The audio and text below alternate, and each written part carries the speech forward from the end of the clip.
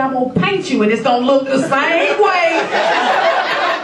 You can go willingly or unwillingly, but we ain't staying seated, ma'am. This is not no game.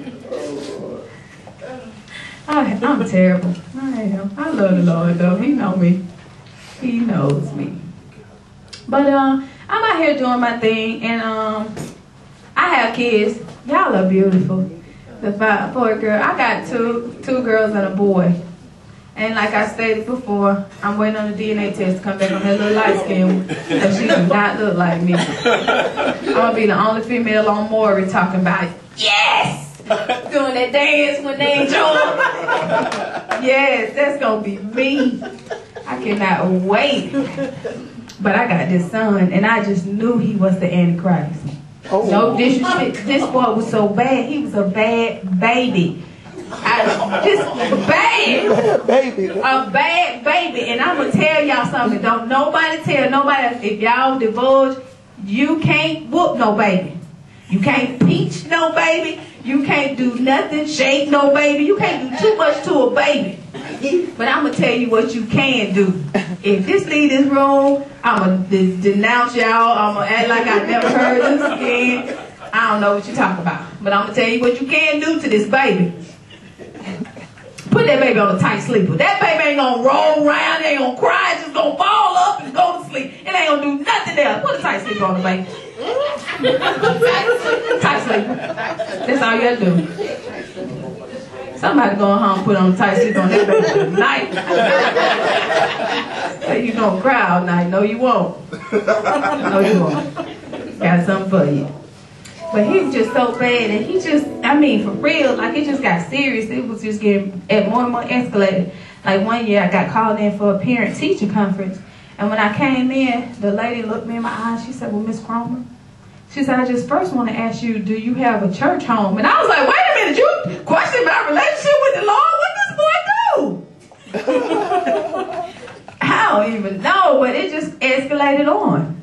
So one day, I'm come up to the school and I whoop them, because wherever you act out at is where you're going to get it at. Y'all know, old people know. Yeah. That's where you get it at. So I came up to school and I tore him up in that bathroom. I was just whipping him. So the teacher said thought some kids was in there fighting. So she said, you kids, come out of there now. So I came out like this. I had him in one hand and the belt in the other hand. Yes. She said, oh, it's just Eric. Go on back. Nah, she know. You know you bad. This woman wants you to get beat. Oh, just Eric. Go on back, honey. So it just escalated. So then he came home and he had on this watch. So he telling me, oh, the watch glow in the dark and it tell time in other countries. And I'm like, you in this country. What do you need this watch for? He was like, see, and it's waterproof. And I was like, where do you get this watch from? He said, the lost and found. And I was like, no, sweetie, the lost and found is for people that lost stuff. They go back and get it. You don't go get nobody else's stuff like the lost and found. That's not how it works. Somebody gonna see you with their stuff on. They gonna do something to you. He was like, okay, Ma. So a couple weeks later, he came home. He got on the Old Navy vest. It's nice. I know I ain't bought it, honey. He told me, oh, ain't this nice, Ma? I said, yeah. Where you get that from? He said, the lost and found. I said, you gonna stop going in them people lost and found, because somebody gonna see you with their stuff on and they gonna beat you up. I said, that's all it takes is somebody see you with their stuff on. They gonna think you stole it. And you done went in there lost and found and got their stuff. Leave them folks' stuff alone. Child, this thing came home a couple of weeks later, arm in a sling. I said, that's what you get. Somebody done got you with their stuff on and beat you up. He said, I got this out of the lost and found. I said, who lost that?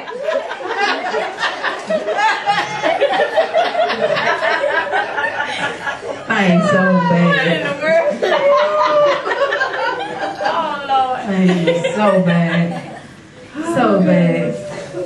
And look, old people, y'all know y'all love new stuff. Y'all love to give. You see how she just showed off her flowers and stuff her daughter brought her? That was wonderful. That is beautiful. AKA, she done went about all the stuff.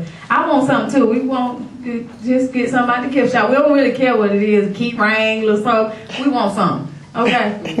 But look, older people, they just love gifts.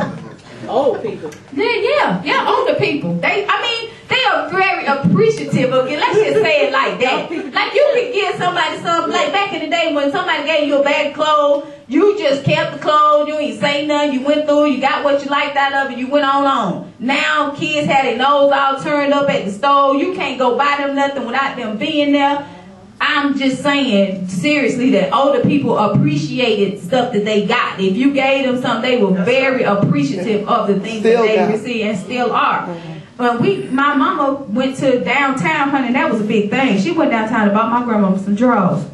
Honey. Child. So the house next door to us was on fire. And the fireman came over and told us the house was on fire next door, and the blaze was so out of control, and there was a tree in between us. If this tree catch on fire, they're not going to be able to stop this fire. We'll have to evacuate our home. So he said, we're going to let you know. He said, we're fighting this fire now, and we're going to let you know in a minute, we know what you need to do. So they left out, and so we were just still sitting there, you know how you do, you just sit around with the TV on, just kind of, you know, that's when you was a community, when the living room was the living room. So you just sitting around the living room. Child, that fireman came back over there and said, y'all need to evacuate now. When I tell you my grandmama jumped up, threw them 3 pair of drawers in her purse and struck out through that field, she did not take anything else, not nothing. She took her purse and them 3 pair of drawers.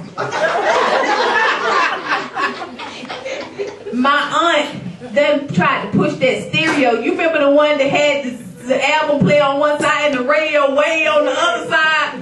She was pushing that out the door, y'all. I said, we gonna leave you, baby. We is out of here. We just struck on out. I ran by my grandma. She was packing light. She had the 3 pair of drawers. We wasn't gonna wait on her. Packing light. She packed light.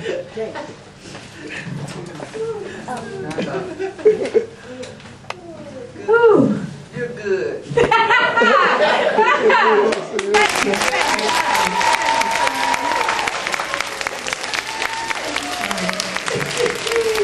Good looking. But yeah, I mean, I'm just a single mom out here toughing it out, doing my comedy, doing my thing, and like I said, I'm just funny all due to my mother. Little dude, either you gonna tell some jokes. I'm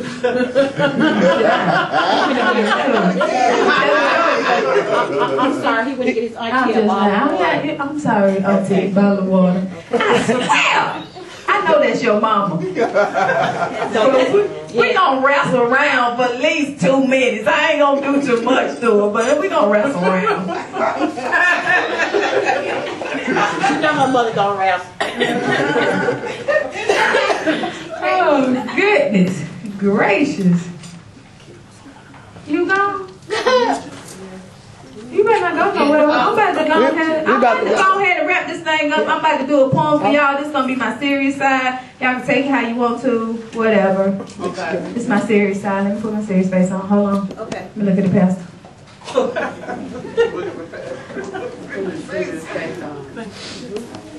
Okay, the name of my poem is called Sunday Dinner.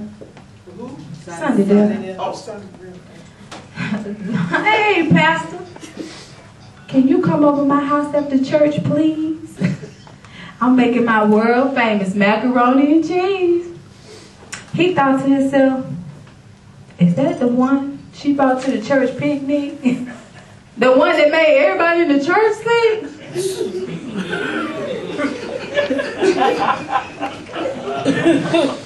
He said in his mind, how can I do this without lying?